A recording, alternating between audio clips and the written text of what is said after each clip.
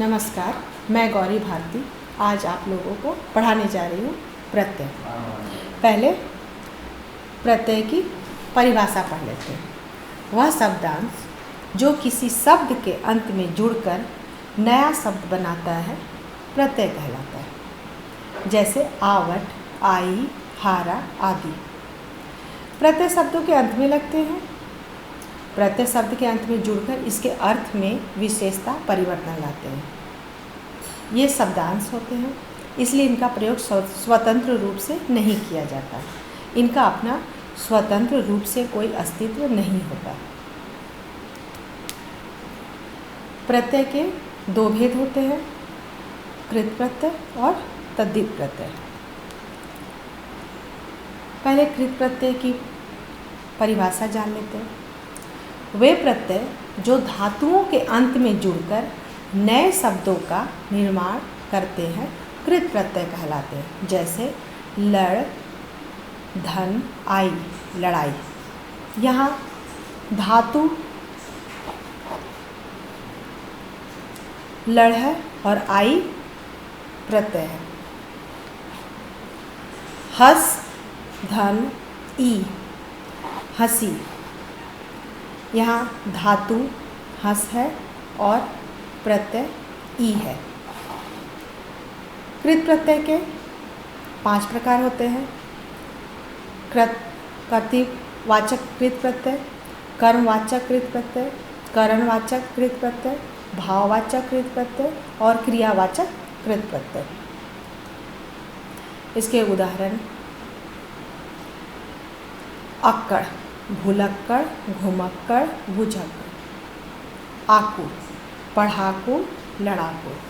ये कर्तृवाचक संज्ञा बनाने वाले कृत प्रत्यय हैं, उनके उदाहरण हैं।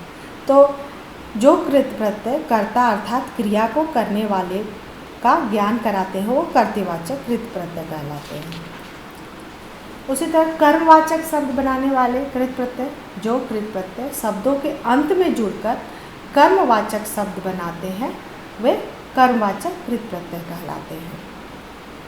उसके उदाहरण है नी, ओढ़नी, ढोकनी, ओना, खिलौना, बिछौना।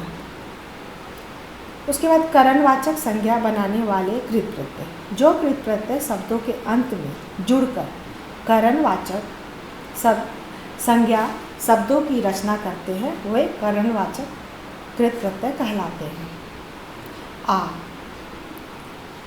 घेरा, ढेला, भूला। न से बंधन, झाड़न, बेलन। उसी तरह भाववाचक संज्ञा बनाने वाले कृत प्रत्यय, जो कृत प्रत्यय शब्दों के अंत में जुड़कर भाववाचक संज्ञा शब्दों की रचना करते हैं उसे भाववाचक कृत प्रत्यय कहते हैं। जैसे आई, पढ़ाई, लड़ाई, सुनाई। अन्न,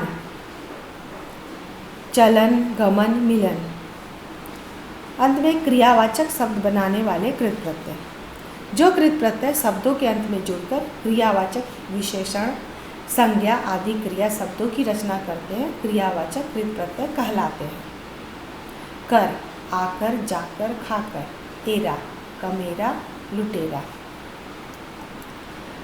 तो अब दूसरा तद्धित प्रत्यय। तद्धित प्रत्यय की पहले परिभाषा जान लेते हैं। वे प्रत्यय जो संज्ञा, सर्वनाम, विशेषण, अव्यय आदि के अंत में जुड़कर नए शब्दों की रचना करते हैं तद्धित प्रत्यय कहलाते हैं। तद्धित प्रत्यय के 8 प्रकार होते हैं। भाववाचक तद्धित प्रत्यय, कर्तृवाचक तद्धित प्रत्यय, संबंधवाचक तद्धित प्रत्यय, लघुतावाचक तद्धित प्रत्यय, कर्मवाचक तद्धित प्रत्यय, गुणवाचक तद्धित प्रत्यय, स्त्रीलिंगवाचक तद्धित प्रत्यय और बहुवचनवाचक तद्धित प्रत्यय। तो पहले हम लोग भाववाचक तद्धित प्रत्यय के बारे में जान लेते हैं।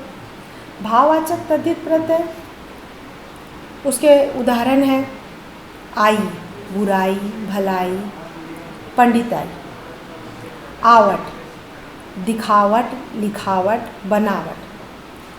अब कर्तृवाचक तद्धित प्रत्यय का वाला, फल वाला, तो दूध वाला, सब्जी वाला। कार, कहानीकार, कथाकार, रचनाकार। संबंधवाचक तद्धित प्रत्यय के उदाहरण है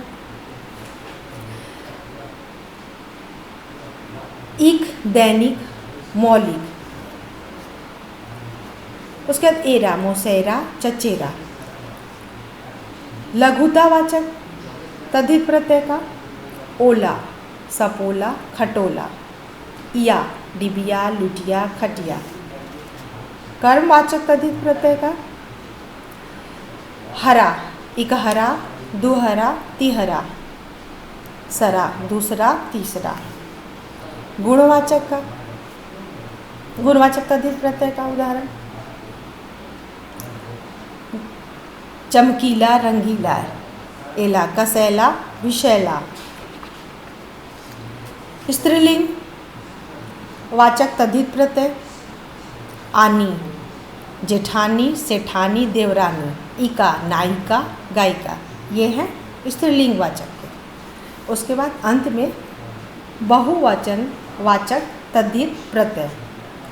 बहुवचन वाचक तद्धित प्रत्यय में मतलब एक से अनेक बहुत सारे, जैसे ए लड़के रास्ते छाते यहाँ से बेटियाँ नारियाँ लड़कियाँ। और इसके हैं ऐसे मालाएं छात्राएं बातें पुस्तकें और कई हैं।